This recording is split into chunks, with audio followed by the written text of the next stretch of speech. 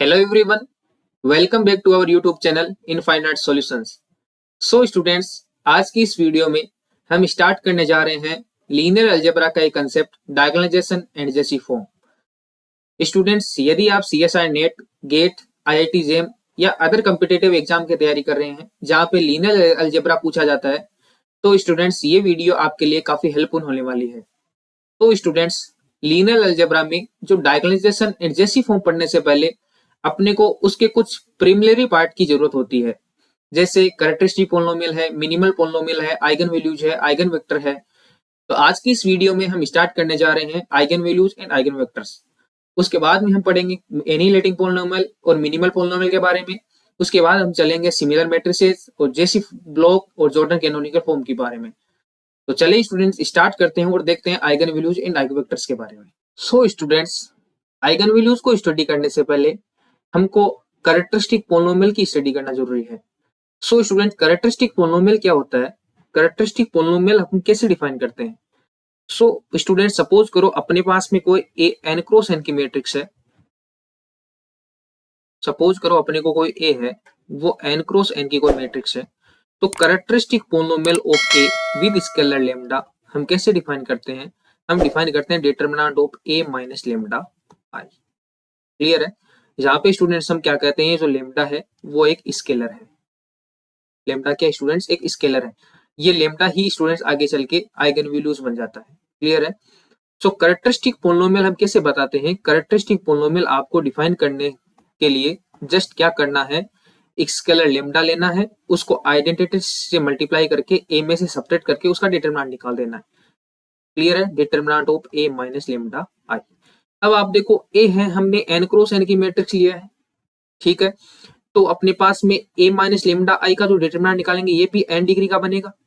ठीक है, ये एन डिग्री का पोलिनोमियल ही बनेगा, एक एन डिग्री पोलिनोमियल ही बनेगा।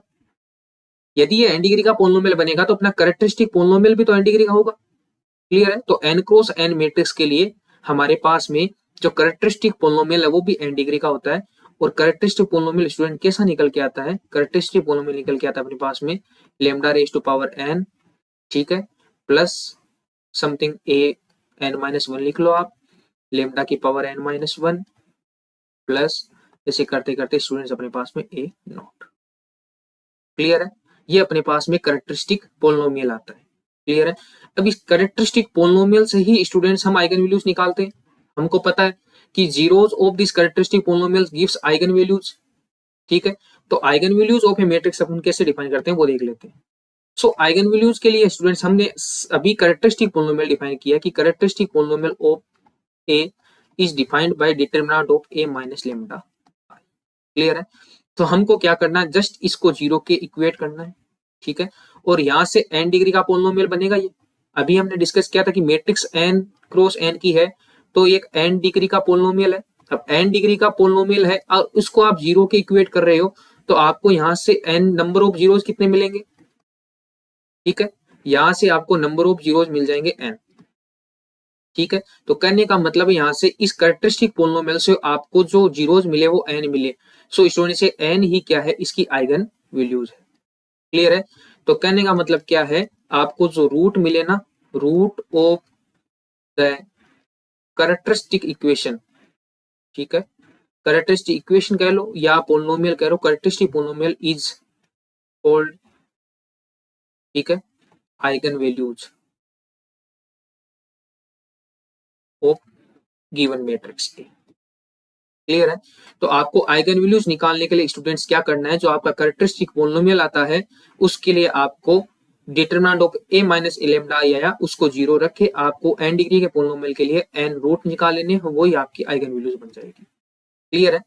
स्टूडेंट्स, आइगन वैल्यूज निकालने के लिए आपके पास में कई सारे रिजल्ट्स होते हैं। जैसे टू क्रॉस टू मैट्रिक्स के लिए तो आपके पास में डायरेक्ट ही होता है। जैसे टू क्रॉस टू की मैट्रिक्स आपके पास में A11, A12, A21 और A22 आप कोई भी मैट्रिक्स लेते हो, इसके लिए तो आप कैरेक्टरिस्टिक पोलिनोमियल डायरेक्ट लिखते हो ना, कि आप लिख लो lambda square plus trace of A, sorry minus trace of A. ठीक है, यहां से लिखते हो आप minus trace of A lambda plus determinant of, ठीक है।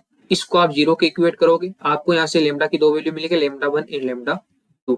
ये लेमडा 1 एंड लेमडा 2 स्टूडेंट्स क्या कहलाती है, इसकी आइगन वैल्यूज कहलाती है, और ये इसका क्या कहलाता है स्टूडेंट्स, कैरेक्टरिस्टिक पोलिनोमियल कहलाता है। जैसे अपन ने कहा, अपन करते वैसे ही है इसका कि आप लेमडा ए माइनस लेमडा आई करके और आप पोलिनोमियल का इसका डिटरमिनेंट निकालो, लेकिन अपन क्या करते हैं शॉर्ट ट्रिक अपनाने के लिए इसका डायरेक्ट ही पोलिनोमियल बना के रखा हुआ है कि डिटरमिनेंट निकालो, ट्रेस निकालो, और इस पोलिनोमियल पुट करोगे तो आपके पास में आइगन वैल्यूज आ जाएगी। क्लियर है स्टूडेंट्स? सो आइगन वैल्यूज निकालने के लिए अपने पास में स्टूडेंट डायरेक्ट कुछ ट्रिक भी होती है, कुछ स्पेशल टाइप की मैट्रिसेस के लिए अपन आइगन वैल्यूज है वो डायरेक्टली जज कर सकते हैं। तो अपन देखते हैं एक दो रिजल्ट्स हैं स्टूडेंट्स जो आइगन वैल्यूज के लिए बहुत ही इंपॉर्टेंट होते हैं। जैसे अपन देखते हैं कुछ रिजल्ट्स हैं। जैसे सबसे पहला रिजल्ट अपने पास में स्टूडेंट डायगोनल मैट्रिक्स के लिए कि आइगन वैल्यूज होती है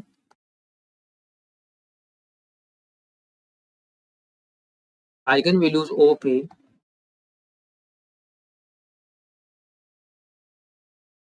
डायगोनल मैट्रिक्स इज क्या होती है, इट्स डायगोनल एंट्रीज।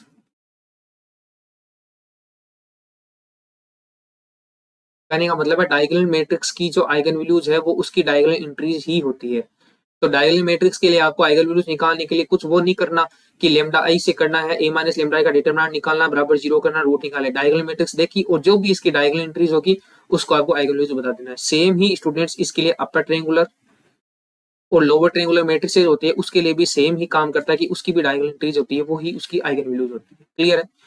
दूसरा रिजल्ट स्टूडेंट्स अपने पास में होता है कि आपके पास में यदि रैंक 1 की मैट्रिक्स है, ठीक है, रैंक 1 मैट्रिक्स, तो ये भी एक स्पेसिफिक मैट्रिक्स है। इसके लिए भी अपन डिफाइन करते हैं, क्या डिफाइन करते हैं कि जो इसकी आइगन वैल्यूज का सेट होता है वो होता है ट्रेस ऑफ मैट्रिक्स एक तो, और बाकी जितनी भी है उस ऑर्डर के हिसाब से उसका आइगन वैल्यू जीरो। करने का मतलब है यदि आपके पास में वन क्रॉस रैंक 1 की एन क्रॉस एन की मैट्रिक्स है तो उसके लिए एक आइगन वैल्यू तो उसका ट्रेस हो जाएगी, और बाकी जो n minus one eigen values बची वो क्या हो जाएगी स्टूडेंट्स, जीरो। क्लियर है? जैसे मैं कहूं आप ये बताओ 1 1 1 1, अब आपको डायरेक्ट देखते ही पता लग जाएगा कि ये रैंक 1 मैट्रिक्स है। रैंक 1 मैट्रिक्स के लिए रिजल्ट क्या कहता है कि एक आइगन वैल्यू तो उसका ट्रेस, अब ट्रेस 1 एंड 1 2, ठीक है। बाकी कितनी बची, एन माइनस 1 माइनस 2 माइनस 1 1, एक आइगन वैल्यू बची वो क्या होगी, जीरो। सेम ही आप ये 3 क्रॉस 3 में लगा सकते हो 1 1 1 1 1 1 1 1 1, मान लो ये मैट्रिक्स देखिए आपको। अब इस मैट्रिक्स के लिए आपको कह के बताओ तो आप क्या कहोगे, एक तो ट्रेस 3 और बाकी कितनी बची। क्लियर है? थर्ड स्टूडेंट्स अपने पास में आता है रो सम और कॉलम सम। यदि किसी मैट्रिक्स का रो या कॉलम सम सेम है, ठीक है, और कह दो कि लेमडा है, सपोज करो वो लेमडा है, तो उसकी एक लेमडा उसकी एक आइगन वैल्यू बन जाती है। जैसे यही ले लो 1 1 1 1। अब ये रिजल्ट मत याद रखो, आप एक बार इसको देखो, इसका रो सम कितना 2, इसका रो सम कितना 2, तो 2 2 पक्का इसकी एक आइगन वैल्यू कन्फर्म बनेगी। और देख भी लो आप, बन भी रही है इस रिजल्ट से भी कि ट्रेस ऑफ इसकी आइगन वैल्यू बनेगी। तो रो सम यदि और कॉलम सम सेम है तो वो सम आया वो पक्का उसकी एक आइगन वैल्यू बन के निकलती है अपने पास। तो और भी इसके कुछ इंपॉर्टेंट रिजल्ट, लेकिन अपने पास में अभी अपन डायगोनलाइजेबिलिटी और जेसी फॉर्म पढ़ रहे हैं इसलिए अपन इस पे इतना ही करेंगे। यदि हम आइगन वैल्यूज और आइगन वेक्टर को सेपरेट पढ़ेंगे तो कन्फर्म उसके लिए अब हम आइगन वैल्यूज के लिए काफी जो रिजल्ट्स हैं वो सारे डिस्कस करेंगे। क्लियर है? तो अब आगे चलते हैं और देखते हैं स्टूडेंट्स आइगन वेक्टर्स के बारे में। ठीक है, आइगन वेक्टर क्या होता है। अब जैसे हमने देखा कि लेमडा कोई भी आइगन वैल्यू है अपने पास में, उसके कोरस्पॉन्डिंग आइगन वेक्टर कैसे निकालना है। तो आइगन वेक्टर निकालने के लिए स्टूडेंट्स हमारे पास में जो मैट्रिक्स है, ठीक है, हम कहते हैं कि lambda is an eigen value if there exist x vector, किस में से, आर एन में से यदि कोई एक वेक्टर एग्जिस्ट करे सच दैट कि A x is equals to क्या हो जाए, लेमडा एक्स हो जाए। तो ये जो एक्स है अपने पास में स्टूडेंट्स ये क्या कहलाता है, ये अपने पास में आइगन वेक्टर होता है। क्लियर है? सो अपन इसको ऐसे भी तो कह सकते हैं A minus lambda I X is equals to zero. Clear है? A minus lambda I X is equals to zero. अब देखो आपको क्या करना है, ए माइनस लेमडा आई पे आपने एक्स ऑपरेट किया तो आपको क्या मिल रहा है, जीरो मिल रहा है। सो ये वो नहीं है क्या जैसे अपन कहते हैं कि A X equals to zero, अपन नलिटी नहीं डिफाइन करते क्या मैट्रिक्स की, कि नलिटी डिफाइन करने के लिए आपको नल स्पेस जाना होता है। नल स्पेस क्या होता है? Ax बराबर 0। सो यहाँ पे क्या करा कि m माइनस लेमडा आई है, उस पे अपन x ऑपरेट करे तो वो 0 आ रहा है। तो जो x है वो यहाँ पे किस में बिलोंग कर गया? वो यहाँ पे बिलोंग कर गया kernel of a minus lambda. So students x किस में बिलोंग कर गया? x बिलोंग कर गया kernel of a minus lambda I में। ठीक है, तो x माइनस लेमडा आई में क्या है? अपने आइगन वेक्टर्स पढ़े, कहने का मतलब ये हो गया। तो यदि हम डायमेंशन बता दें किसका? Kernel of a minus lambda I का, तो हमने हमारे पास में क्या मिल जाएगा? हमारे पास में मिल जाएगा कि अपने पास में आइगन वेक्टर कितने हैं। काउंट कर सकते हैं अपन आइगन वेक्टर को कि a माइनस लेमडा आई का कर्नल बताया और अपने पास में उसका डायमेंशन बताया, तो अपने पास में आइगन वेक्टर मिल गए। या फिर हम कहें कि आप नलिटी बता दो किसकी? a माइनस लेमडा की। यही तो है कर्नल का मतलब, नल स्पेस ही तो हो गया नलिटी। या नलिटी बताने के लिए आप क्या कर लो? आप ऐसे कर लो कि number of columns minus rank of a minus lambda. a minus lambda की रैंक है, वो नंबर ऑफ कॉलम से सब्ट्रैक्ट करोगे तो आपके पास में नलिटी मिल जाएगी। तो यदि अपने को कोई कहे कि कोई भी मैट्रिक्स गिवन है और मैट्रिक्स गिवन के बाद में आपको पूछ ले कि इसकी आइगन वैल्यूज कितनी है, आइगन वेक्टर्स कितने हैं, तो आइगन वैल्यूज तो आप काउंटिंग करके बता सकते हो।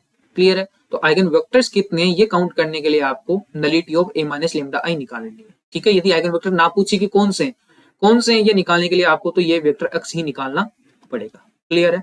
तो हम आगे चलते हैं और देखते हैं स्टूडेंट्स की अलजेब्रा के इन ज्योमेट्रिक मल्टीप्लिसिटी क्या होती है। ये भी स्टूडेंट्स जेसी फॉर्म निकालने के लिए काफी इंपॉर्टेंट होती है।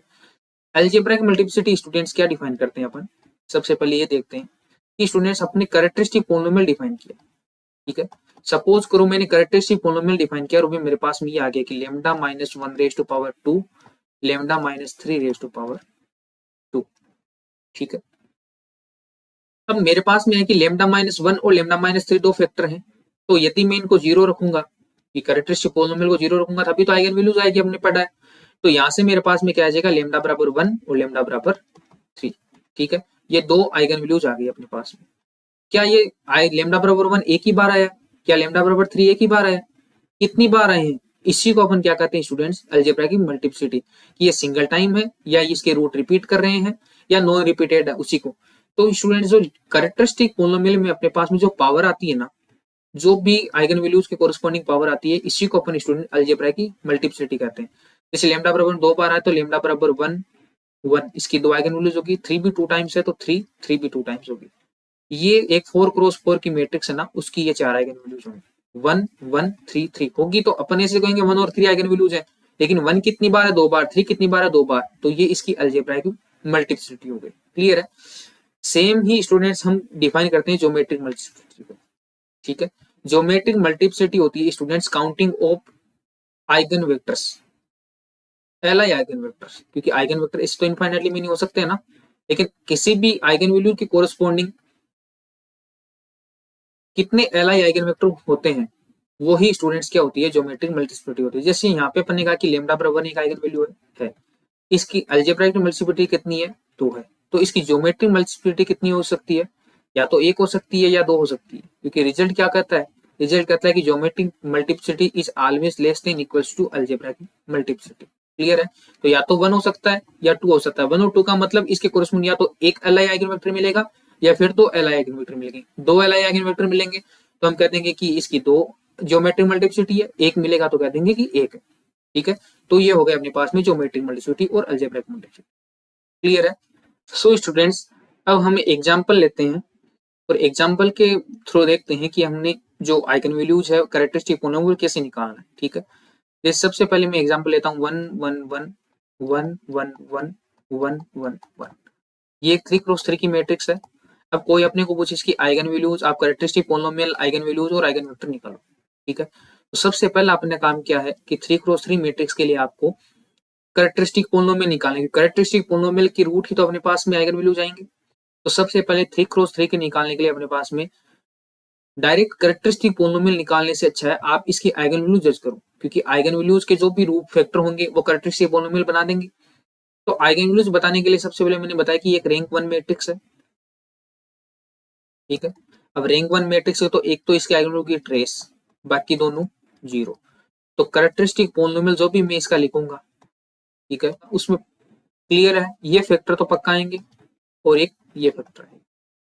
लेमडा स्क्वायर का मतलब लेमडा माइनस जीरो का स्क्वायर, और लेमडा माइनस जीरो का स्क्वायर जीरो, इसकी आइगन वैल्यू कितनी बार है? 2 बार, क्योंकि मैंने कहा कि अलजेब्रा मल्टीप्लिसिटी 2 है, और लेमडा माइनस 3 यानी 3 एक आइगन वैल्यू, और कितनी बार है? एक ही बार है, यानी 300 इसकी आइगन वैल्यू। तो आइगन वैल्यू से अपन क्लियर है, कैरेक्टरिस्टिक पॉलिनोमियल निकाल लिया। तो इसका मैं लिखूं कैरेक्टरिस्टिक पॉलिनोमियल ऑफ ए क्या आएगा? कैरेक्टरिस्टिक पॉलिनोमियल इसका जो डिफाइन करेंगे वो आ जाएगा लेमडा स्क्वायर और लेमडा माइनस 3। ठीक है, सो अब हम स्टूडेंट्स इसके आइगन वेक्टर्स निकालते हैं। अब आइगन वेक्टर की काउंटिंग निकालने के लिए हमने जस्ट अभी देखा है कि क्या, कि आप nullity of A minus lambda निकाल दो, बस आपको पता लग जाएगी कितने आइगन वेक्टर आने वाले हैं। ठीक है, सो जब हम लेमडा बराबर 0 की बात करते हैं तो हमारे पास में इसकी अलजेब्रिक मल्टीप्लिसिटी कितनी आई थी? इसकी अलजेब्रिक मल्टीप्लिसिटी थी 2। ठीक है, तो इसकी ज्योमेट्रिक मल्टीप्लिसिटी क्या क्या पॉसिबल है? या तो 1 या 2। ठीक है, अब लेमडा बराबर 3 की अपन क्या ही बात करें, लेमडा बराबर 3 की तो अलजेब्रा की भी 1 है, तो ज्योमेट्रिक तो क्लियर है 1 ही आनी है, क्योंकि हमने रिजल्ट पढ़ा था कि GM is always less than equals to AM, तो एम 1 है तो जीएम तो ऑब्वियसली 1 ही होना पड़ेगा। तो इसके लिए तो एल आई आइगन वेक्टर हमेशा 1 ही मिलेगा। लेकिन बात करते हैं लेमडा बराबर 0 के लिए, कि इस मिल के लिए अपने को ज्योमेट्रिक मल्टीप्लिसिटी 1 मिलेगी या 2 मिलेगी। तो क्या करते हैं, nullity of A minus lambda आई, यानी लेमडा माइनस 0 ए माइनस 0 आई, यानी नलिटी ऑफ ए। अब एक की नलिटी निकालनी, क्या ही निकालना है, एक की तो रैंक 1 है, और नलिटी हो गई 3 माइनस 1 2, तो क्लियर है ये नलिटी 2, तो यानी इसकी क्या आएगी? जीएम। तो इसकी एएम भी 1 है, इसकी जीएम भी, सॉरी इसकी एएम भी 2 है और इसकी जीएम भी 2 है। तो क्लियर पता लग गया, इसकी अलजेब्रा मल्टीप्लिसिटी 1 थी, इसकी 2 थी, इसकी जीएम भी 1 है, इसकी जीएम भी 2 है। तो इस तरह से स्टूडेंट्स हम आइगन वैल्यूज और आइगन वेक्टर की जो काउंटिंग है वो डिफाइन करते हैं। इस काउंटिंग से हमको क्या पता लगेगा? इस काउंटिंग को अपन देख के हम इसके मिनिमल पोलिनोमियल के बारे में और इसके जो जॉर्डन ब्लॉक बनाएंगे उसमें स्टूडेंट्स काफी हेल्प मिलेगी। ठीक है, तो ठीक है, होप सो ये वीडियो आपको बहुत अच्छा लगा होगा। नेक्स्ट वीडियो में मिलते हैं और देखेंगे हम एनिहिलेटिंग और मिनिमल पोलिनोमियल के बारे में, और मिनिमल पोलिनोमियल के रिगार्डिंग कुछ बहुत अच्छे रिजल्ट्स हैं उनको डिस्कस करेंगे। तो ठीक है, पढ़ते रहिए, खुश रहिए, नमस्कार।